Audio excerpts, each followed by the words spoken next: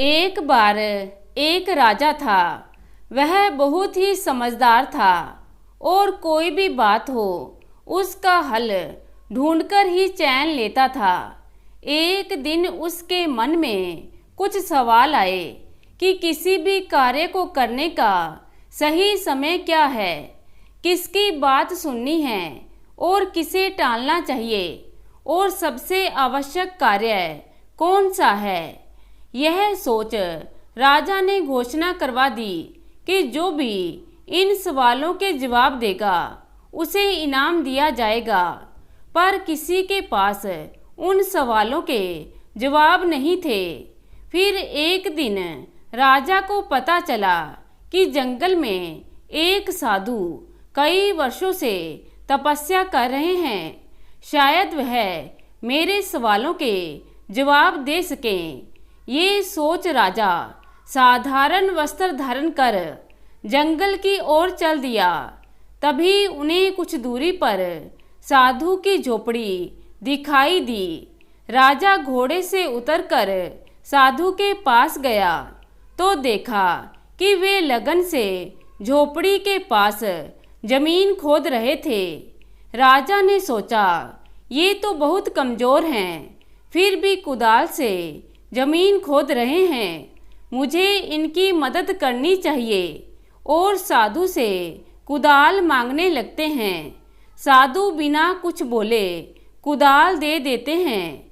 जमीन खोदने के पश्चात राजा ने साधु से अपने 3 सवालों के जवाब पूछे, परंतु साधु ने सवाल सुनकर कोई जवाब नहीं दिया। तभी एक आदमी की दर्द से कहराती हुई आवाज आई और एक आदमी दौड़ता हुआ उन्हीं के पास आ रहा था। उसके पेट से रक्त बह रहा था।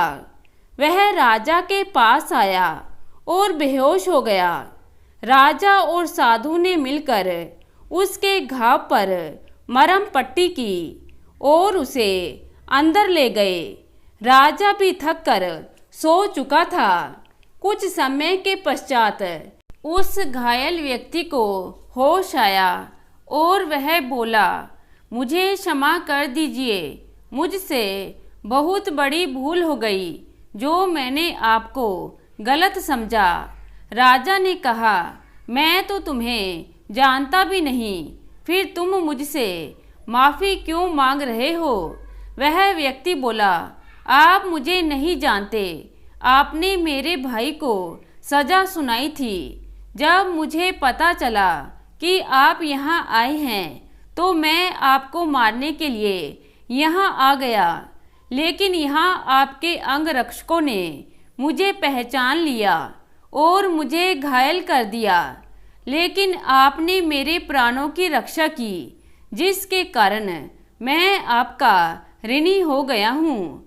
अगर मैं जीवित बचा तो जीवन भर आपकी सेवा करूँगा।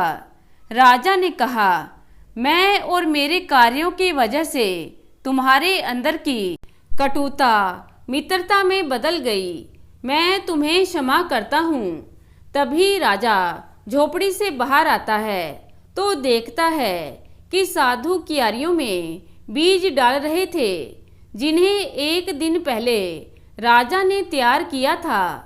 राजा साधु से कहता है, महात्मा, आपने अभी तक मेरे सवालों का कोई उत्तर नहीं दिया। तब साधु महात्मा ने कहा, राजन, तुम्हें तुम्हारे सवालों के जवाब मिल चुके हैं, लेकिन तुम समझ नहीं सके। अगर तुम मेरी मदद के लिए जमीन नहीं खोदते और यहाँ नहीं रुकते तो तुम पर हमला हो जाता। राजा बोला, इसका मतलब वह उस कार्य को करने का सही समय था। बिल्कुल ठीक, साधु महात्मा ने कहा। फिर जब घायल व्यक्ति तुम्हारे समक्ष आया तो तुमने सबसे ज़्यादा महत्व उस व्यक्ति की मदद करने को दिया। याद रखना राजन, किसी भी कार्य को करने का सही समय तब होता है जब हमारे पास शक्ति हो। जो व्यक्ति आपके साथ है वही सबसे महत्वपूर्ण है और सबसे जरूरी काम किसी मुसीबत में पड़े व्यक्ति की मदद करना है। मनुष्य को जीवन परोपकार करने के लिए ही मिला है और इसी में जीवन की सफलता है। राजा ने कहा, महात्मा, आपने सही कहा, मैं अब पूर्ण रूप से संतुष्ट हूँ। इस प्रकार राजा को अपने प्रश्नों के उत्तर मिल गए। तो दोस्तों, कैसी लगी आज की कहानी? उम्मीद करती हूँ कहानी को पसंद करेंगे। धन्यवाद।